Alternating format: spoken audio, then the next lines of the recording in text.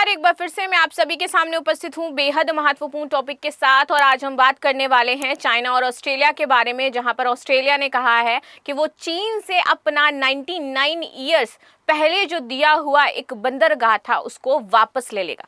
तो चलिए इसी के बारे में बातचीत कर लेते हैं। दोनों देशों के बीच में इस पे तनातनी का माहौल है। आखिर मुद्दा क्या हो जाता है और ये द्वीप ऑस्ट्रेलिया के द्वारा औपचारिक तौर पर दिया गया था चीन को, और अब वापस क्यों लिया जा रहा है, तो इसी पर डिटेल एनालिसिस करेंगे। मेरा नाम है प्राची मिश्रा और संस्कृति आज के इस प्लेटफॉर्म पर आप सभी का बहुत बहुत स्वागत हो जाता है। और ये बंदरगाह कौन सा है जिसको लेकर के अभी ये तनातनी का माहौल दोनों के बीच में चला हुआ है। अच्छा, ऑस्ट्रेलिया को अब ये पता है कि चाइना जिस तरीके से विस्तारवादी नीतियां अपना रहा है, ऑस्ट्रेलिया के इस बंदरगाह का वो इस्तेमाल ऑस्ट्रेलिया के खिलाफ ही कर सकता है किसी दिन।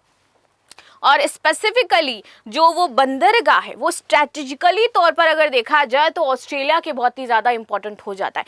मैं आपको सबसे पहले इमेज दिखाऊंगी, उसके बाद हम सारी चीज़ों को डिस्कस करेंगे तो आप समझ पाओगे कि ये कितना ज़्यादा इंपॉर्टेंट पोर्ट है। इसका नाम हो जाता है डार्विन पोर्ट। ये है आपका वो पोर्ट।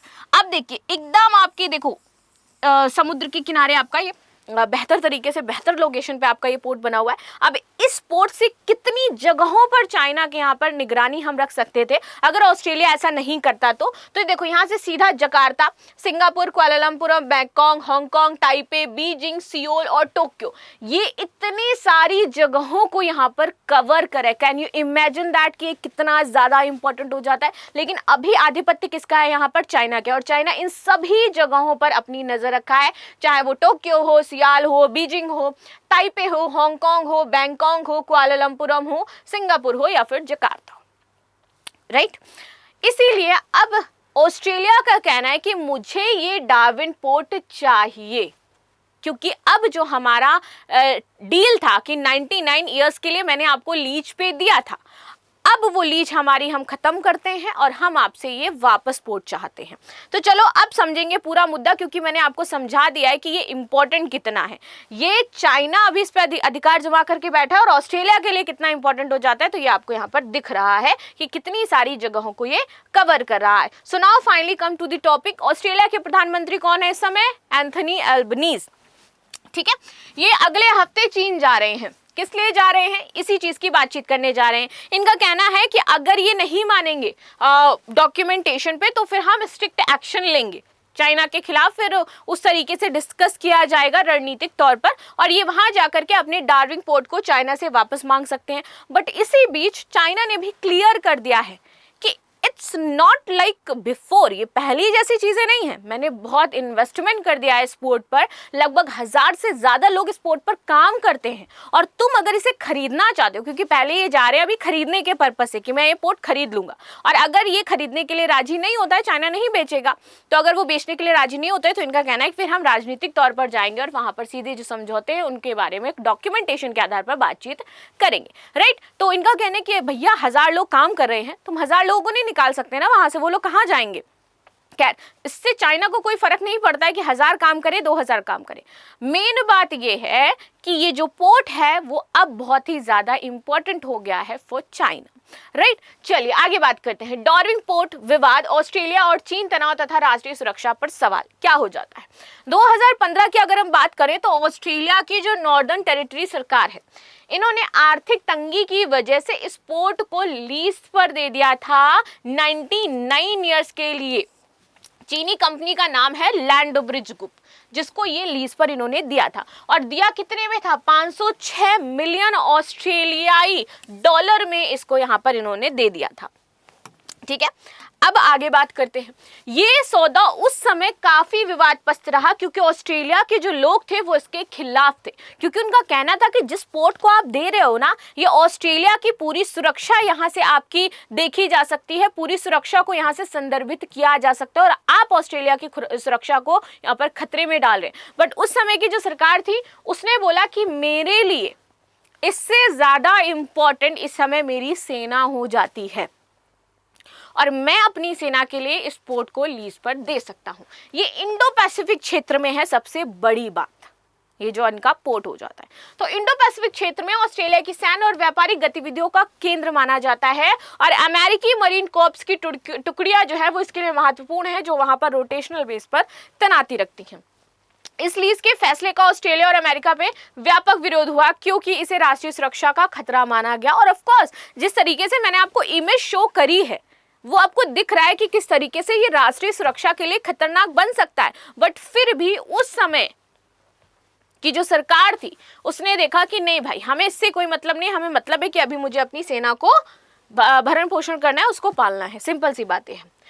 आगे आते हैं वर्तमान स्थिति और अल्बनीज का वादा क्या है। तो 2025 में चुनाव हो रहे हैं और इस बार दोबारा से जो ये हैं आपके प्रधानमंत्री बनने वाले हैं शायद। तो ऑस्ट्रेलिया के प्रधानमंत्री एंथनी अल्बनीज जो कि आपके लेबर पार्टी के हैं, और इनके विपक्षी नेता है पीटर डटन जो कि लिबरल नेशनल गठबंधन, दोनों ने डार्विन पोर्ट को चीन से वापस लेने की प्रतिबद्धता जता दी है। दोनों का कहना है कि अगर हम आते हैं इस बार सत्ता में तो हम इस पोर्ट को आप लोगों के पास वापस लेकर के आएंगे जो आपका पोर्ट था।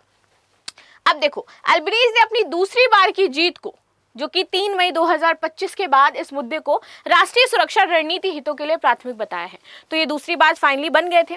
उन्होंने कहा कि उनकी जो सरकार है वो निजी ऑस्ट्रेलियाई कंपनी और जो सुपरन्यूएशन फंड्स हैं इनके जरिए पोर्ट को वापस खरीदेगी। तो इनका जो अभी प्लान है वो ये है कि हम परचेज कर लेंगे, वो भी चाइना से, क्योंकि अभी हमारी इकोनॉमी बढ़िया चल रही है। यदि ये संभव नहीं हुआ कि जो चाइनीज सरकार है वो एक बार जो उसके पास जाते क्या वो वापस देती है, ये वैसा ही पूरा मुद्दा हो गया सेम जैसे हमने इंडिया और श्रीलंका के बीच में देखा कच्चा तीवू द्वीप को लेकर के, कि इंदिरा गांधी ने कच्चा तीवू द्वीप दे दिया था और अब हम वापस चाहते हैं तो वो हमें मिलने से रहा। सेम यही चीज यहाँ पर ऑस्ट्रेलिया और चाइना के साथ हो रही है, और इन्होंने दिया भी किसको है, चाइना को, जिससे वापस लेना ही संभव नहीं है किसी भी तरीके से, फिर भी ये प्रयास कर रहे हैं। ये बेटर चीज है भाई। तो यदि ये संभव नहीं हुआ तो सरकार सीधे हस्तक्षेप कर सकती है, जिसमें कानूनी और जबरन अधिग्रहण के विकल्प शामिल होंगे। अब आप बताओ, आप चाइना के पोर्ट को जबरदस्ती हथिया सकते हो? अच्छा चलो, वो चाइना का पोर्ट नहीं मानते हैं, वो ऑस्ट्रेलिया का पोर्ट है, लेकिन दिया तो आपने ही था ना। लेकिन हाँ, आपने लीज पर दिया था। इंटरनेशनल लेवल पर आप जाकर के जो चीज़ें हैं उनको डिस्कस कर सकते हो फ्रॉम चाइना। तो ये बहुत बड़ी चीज़ें हो जाती हैं। खैर, आपकी क्या राय हो जाती है इस पॉइंट ऑफ व्यू पर, मुझे ज़रूर बताइएगा। आप क्या सोच रहे हो कि क्या किया जा सकता है, और जिस तरीके से चाइना ये विस्तारवादी नीतियाँ अपनी अपना रहा है, भारत को इस पर क्या स्टेप्स लेने चाहिए, क्यों जरूरी हो जाती है भारत की सुरक्षा चाइना से, राइट। चलिए आगे बात करते हैं लैंड ब्रिज ग्रुप की स्थिति। अब जो लैंड ब्रिज ग्रुप के मालिक है, जिनको ये दिया गया था, ये चीनी व्यवसायी हैं। और ये जो चीनी व्यवसायी हो जाते हैं चेंग, ये चीन की जो कम्युनिस्ट पार्टी है, जिसके हेड कौन है अभी, आपके चीन के प्रेसिडेंट शी जिनपिंग, इनके बहुत ही ज़्यादा करीबी हो जाते हैं। प्रेसिडेंट के करीबी हैं, ये कंपनी उनकी है, और आसान बात नहीं है कि इनसे आप पोर्ट खरीद ले। कंपनी का दावा है कि उन्होंने पोर्ट पे घाटे से मुनाफे में बदला है, क्योंकि आपका पोर्ट घाटे में था, हमने उसको खरीदा, उसमें से मुनाफा निकाला है, और इसका संचालन प्रभावी ढंग से हम कर रहे हैं। लैंड ब्रिज ने ऑस्ट्रेलिया में 1000 से अधिक लोगों को यहाँ पर रोजगार दे रखा है। उनका कहना है कि मैंने ऑस्ट्रेलियाई लोगों को ही यहाँ पर रोजगार दे रखा है। और आप कह रहे हो कि आप ये मुझसे खरीदना चाहते हो, तो ये कोई बेचने वाली चीज़ नहीं है, ये बिक्री के लिए नहीं है जो हम इस पोर्ट को आपको बेच देंगे। यानी इनका जो पहला ऑप्शन था वो तो यहीं खत्म हो गया कि मालिक ने ही कह दिया हमें बेचना ही नहीं है। तो जब मालिक बेचना ही नहीं चाहता तो आप करोगे क्या? चीन का रुख। चीन के राजदूत शियाओ कियान ने अल्बनीज के बयान को नैतिक रूप से संदिग्ध बताया। उन्होंने बोला है कि ये नैतिक रूप से सही नहीं है, और चेतावनी भी दे दी पहले ही कि पोर्ट को जबरन वापस लेने से ऑस्ट्रेलिया चीन संबंधों को नुकसान हो सकता है। उन्होंने कहा कि लैंड ब्रिज को भू राजनीतिक बदलावों में सजा नहीं दी जानी चाहिए। ये बयान उस समय आया जब ऑस्ट्रेलिया और चीन के बीच व्यापारिक और कूटनीतिक संबंधों में सुधार हो रहा था, जिसे अल्बनीज सरकार ने अपनी उपलब्धि बताया था। आगे आते हैं राष्ट्रीय सुरक्षा और रणनीतिक महत्व, थोड़ा सा देख लेते हैं जिस तरह से यह है। डार्विन पोर्ट की रणनीतिक स्थिति इसे ऑस्ट्रेलिया और उसके सहयोगियों, विशेष रूप से अगर मैं बात करूं भारत, जापान एंड अमेरिका के लिए महत्वपूर्ण बना देती है। और अगर क्वाड का आपको पता हो देन ये है उसमें। अब देखिए, ये पोर्ट इंडो पैसिफिक क्षेत्र में है, नौसैनिक और व्यापारिक गतिविधियों के लिए एक महत्वपूर्ण केंद्र है। Quad Bharat, America, Japan, Australia इसमें शामिल हो जाता है, इसलिए और भी ज्यादा इंपॉर्टेंट हो जाता है। और इसलिए चाइना इस पोर्ट को और भी नहीं देगा, क्योंकि उसको पता है इंडिया है, अमेरिका है, जापान है, तीनों ही एंटी हो जाते हैं। ऑस्ट्रेलिया एकमात्र जो है वो चीन का दोस्त है। अब उसको ये पता चल गया है कि ये पोर्ट किस लिए वापस लिया जा रहा है, क्योंकि क्वाड ग्रुप में कोई बातचीत हुई होगी और यहाँ पर कहा गया होगा अमेरिका के द्वारा, भारत के द्वारा, कि आप अपने पोर्ट को वापस लीजिए, ये आपकी राजनीति के लिए भी अच्छा है, इसलिए अब ये वापस ले रहे हैं। और इतना चाइना दिमाग लगा सकता है, एंड दैट इज कॉल्ड कूटनीति। कूटनीति की राजनीति जो करी जा रही है अभी क्वाड के द्वारा, ठीक है। अब देखिए, जैसे गठबंधन के संदर्भ में चीन की उपस्थिति इस क्षेत्र में रणनीतिक संतुलन को प्रभावित कर सकती है। ऑस्ट्रेलिया को डर है कि चीनी नियंत्रण के कारण इस पोर्ट का उपयोग सैन्य, जासूसी और रणनीतिक उद्देश्यों के लिए किया जा सकता है, और ये उन्हें पहले से भी पता था कि इसके लिए होगा, लेकिन आपने जानबूझ करके इस पोर्ट को तब दे दिया क्योंकि तब आपके पास पैसे नहीं थे। अब देखिए, विशेष रूप से दक्षिणी चीनी सागर की बात करें तो चीन की आक्रामक गतिविधियों को यहाँ पर देखा गया है। अल्बनीज की चीन यात्रा, कहा जा रहा है कि शायद 15 जुलाई को मे भी वो जा सकते हैं। China international supply chain expo है, इसलिए जाएंगे। इसमें डार्विंग पोर्ट के मुद्दे पर डिस्कशन होगा, लेकिन बात यह है कि ये डिस्कशन आगे कितना पहुंच पाएगा और क्या निष्कर्ष निकलेगा। कानूनी और आर्थिक चुनौतियां, पोर्ट वापस लेना आसान नहीं होगा, बिकॉज आपने 99 ईयर्स के लिए दिया था और इसे रद्द करने के लिए आपको कानूनी और वित्तीय जटिलताएं फेस करनी होंगी। क्या पता वो कहे मुझे 3 अरब डॉलर आपको जो मैंने दिया था वो मुझे वापस चाहिए, आपको देना पड़ेगा। लैंड ब्रिज के साथ बातचीत विफल होने पर ऑस्ट्रेलिया को मुआवजा देना पड़ सकता है, जो आर्थिक बोझ बनेगा।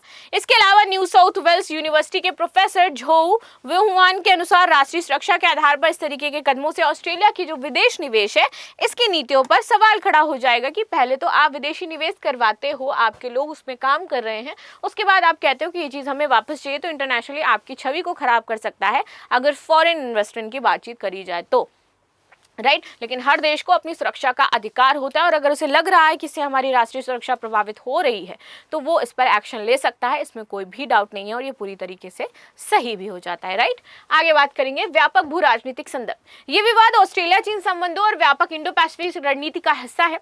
ऑस्ट्रेलिया क्वाड के सदस्य के रूप में चीन की क्षेत्रीय महत्वाकांक्षाओं, जैसे कि दक्षिण चीन सागर में जो गहरे समुद्र में रिसर्च स्टेशन है, तैनाते परमाणु संयंत्र हैं, इनको संतुलित करने की कोशिश कर रहा है। और दूसरी ओर चीन अपनी बेल्ट एंड रोड जो इनिशिएटिव है, इस पर क्षेत्रीय प्रभाव बढ़ाने के लिए पाकिस्तान का जो ग्वादर पोर्ट है और जो अन्य देश हैं, इनमें निवेश कर रहा है, जिसे भारत और क्वाड जैसे देश खतरे के रूप में देखते हैं। और इसीलिए और भी ज्यादा दबाव बनाया जा रहा है कि इंडो पैसिफिक क्षेत्र की सुरक्षा के लिए इस डार्विंग पोर्ट का मिलना बहुत ही ज्यादा जरूरी है, क्योंकि इस पोर्ट की जो स्थिति है स्ट्रैटेजिकली ये पूरे चाइना को एक तरीके से घेरती हुई नजर आ रही है, और ये अगर क्वाड देशों के पास हुआ तो बेहतर तरीके से वो चाइना को टैकल कर पाएंगे, बिकॉज ऑफ इट्स जो इसकी स्थिति हो जाती है इसकी वजह से, ठीक है। तो ये थी भाई आज की न्यूज़।